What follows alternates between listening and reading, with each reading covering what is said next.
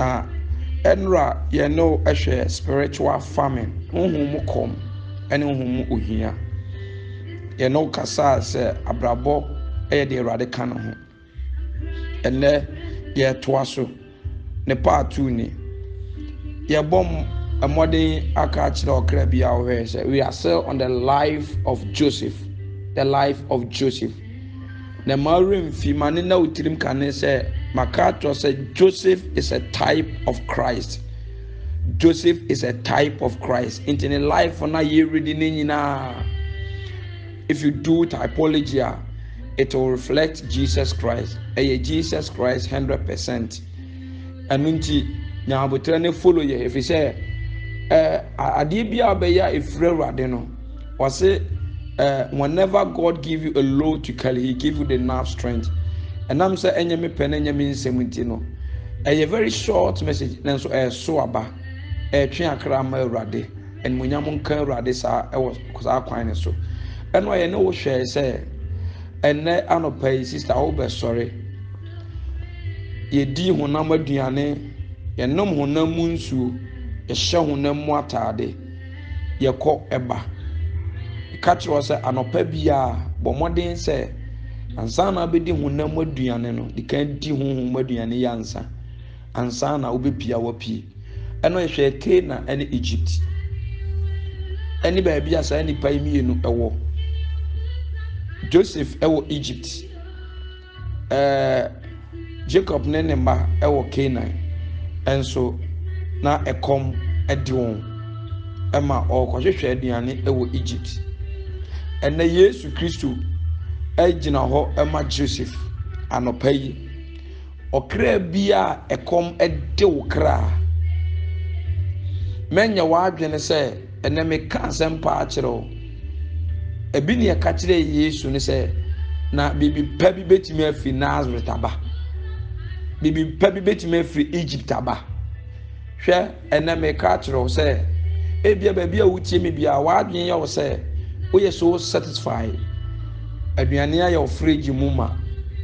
companies doso ska wo accounts mu bibiri enunti no wo your oka is never true say okra bi tie mi na no paya Yesu Kristo eno ne pan no a ofiri soro baaye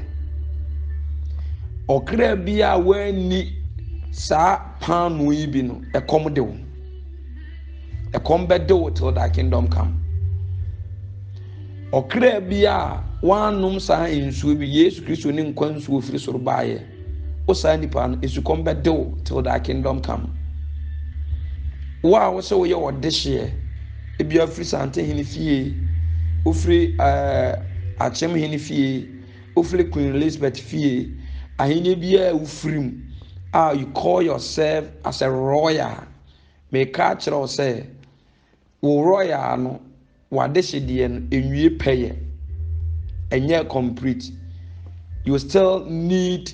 a king or hinibia ono na ye king of king and the lord of lord no will be rule over you na mo wa hinie ene wadehye no awie peye wo say adeshidie mu na Kristo amaya de ye ho ansa na watimi abaye wadehye enunti Joseph nuamu yi efri Kena eko Egypt se ekomaba okwa kopa aduane okọ yesoso a ona wonua a omuton no sa omunua na ena aduane no ekura no ono ena eche aduane no ono na di aduane ne so ono na obetumi ama obi na besua ade kakra bi firi mu hwade won se adwembone a ne kura ne nua no munti no enipa bia no what abandon the heart speaketh the mouth dia ya komama eno na ano eka saa so na mpanimfo buba bi se etwamne bia usura yana on se Joseph nua mo no ne abusua no adwembone na wo na koma munti no ebra okoye no Joseph hu wo mo pa se wo mu na aba no enso na bone o maye na ntino o mu de o ma ntumi anhu se ye wono a omantumi ahu sɛ Yesu Joseph a wɔn sɛ Yesu ba Israel no ba wiase no wiase bɔne nti akata nipa ani bɔne ade yɛ Yesu nti ne yɛntumi ahu sɛ Yesu yɛ wiase agye nkwa aso ɔbaa ne diem no yɛ ne de anye no enso dodo ɔgye no no ɔmo ntumi sɛ ɔmo yɛ Onyankopɔn ba enka Joseph yɛ mo de o enso ne wakodi baabi ɛna mo kɔ akɔhwehwɛ n'akyi kwan mo srɛ no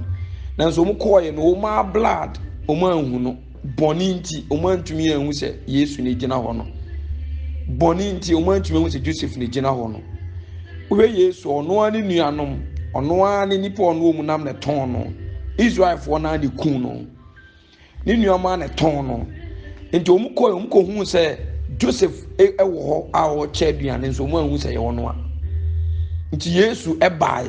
nanso ewiase yɛ hu sɛ ɛyɛ Yesu ne agye nkwa no yɛ hu sɛ nipa biara kɛkɛ yɛ hu sɛ ordinary person biara kɛkɛ yɛ hu sɛ nipa papa hwee kwa biara kɛkɛ amfa so biara ni ne so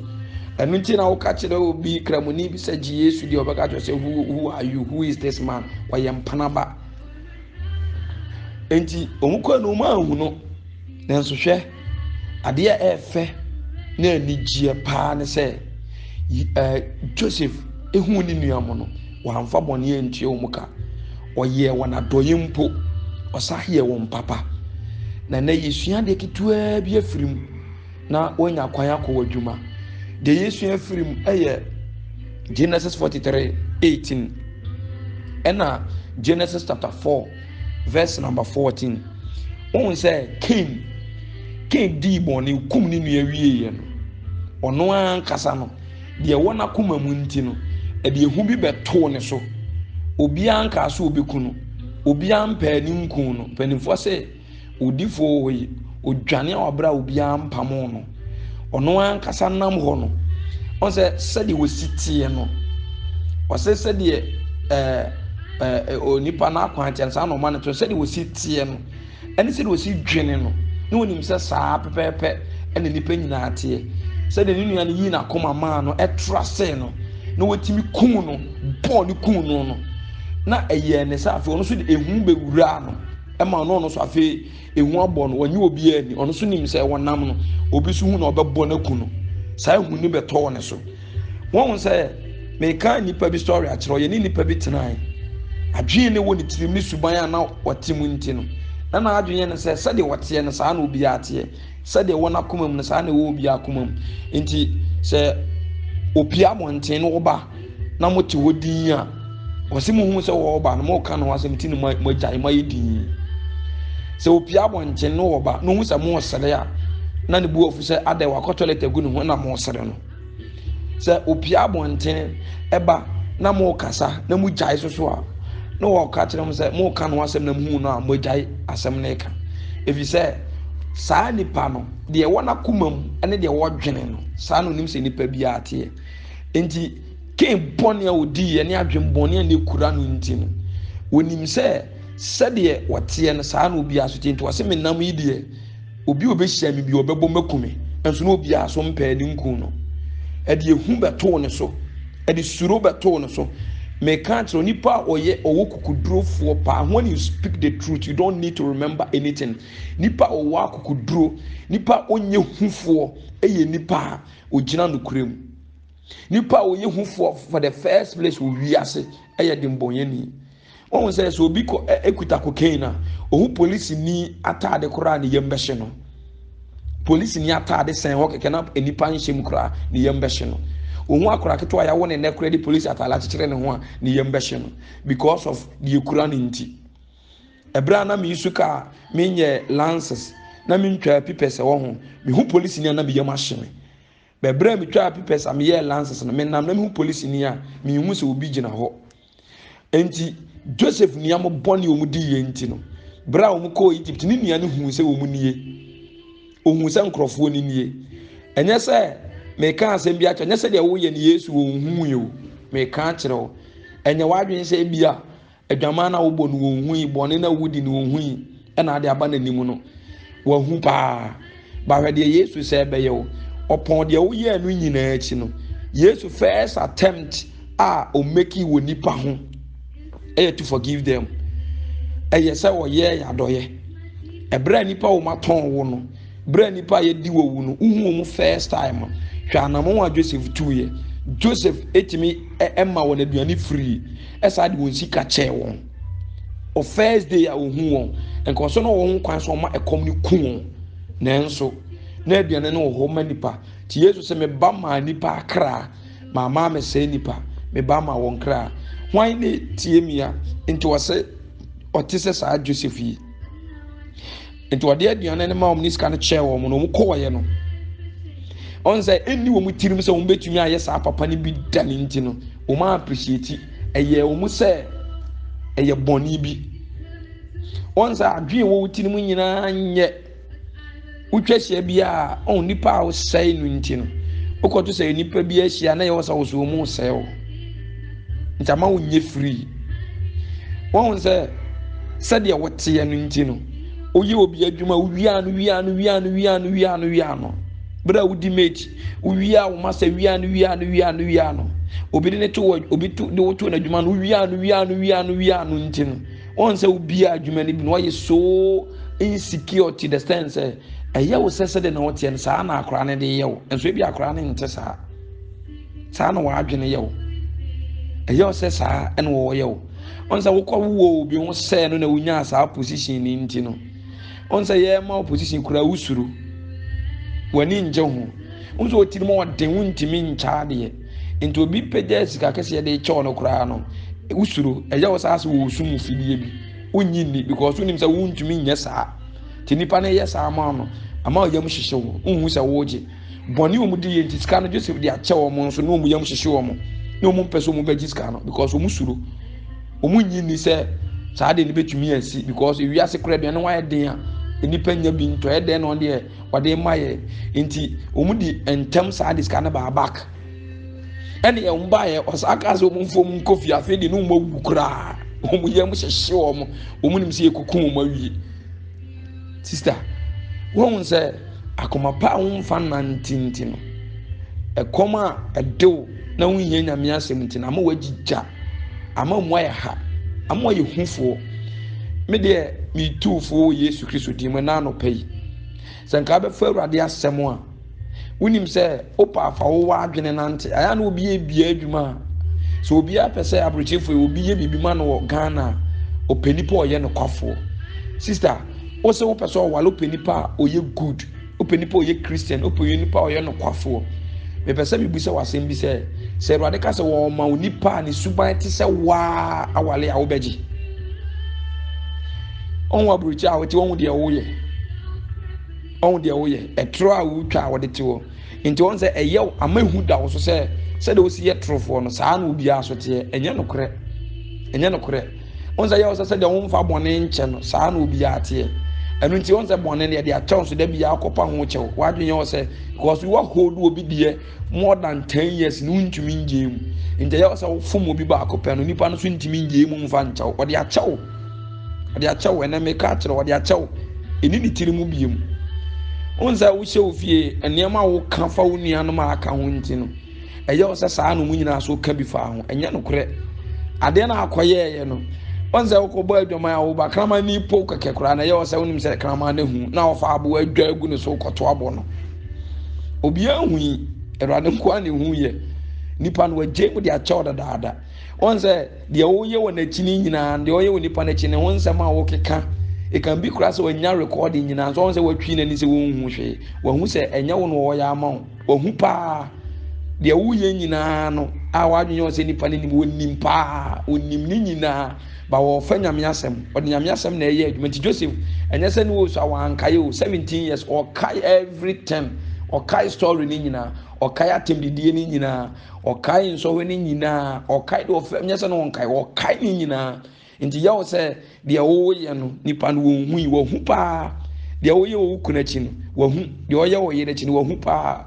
wa dwenye wo se wo hu nso on say yesterday be ma na de papa na etua wo ka on say maame no oda so de papa na etua wo ka nyesu wo hu de wo ye nyina de wo ye no eye no nyina na chiri nsema wo ka ne ntina wutwitwa nyina wa hu pa so won se nyame asem ne aduane bia wadi a ama ne kra ne wa hunu se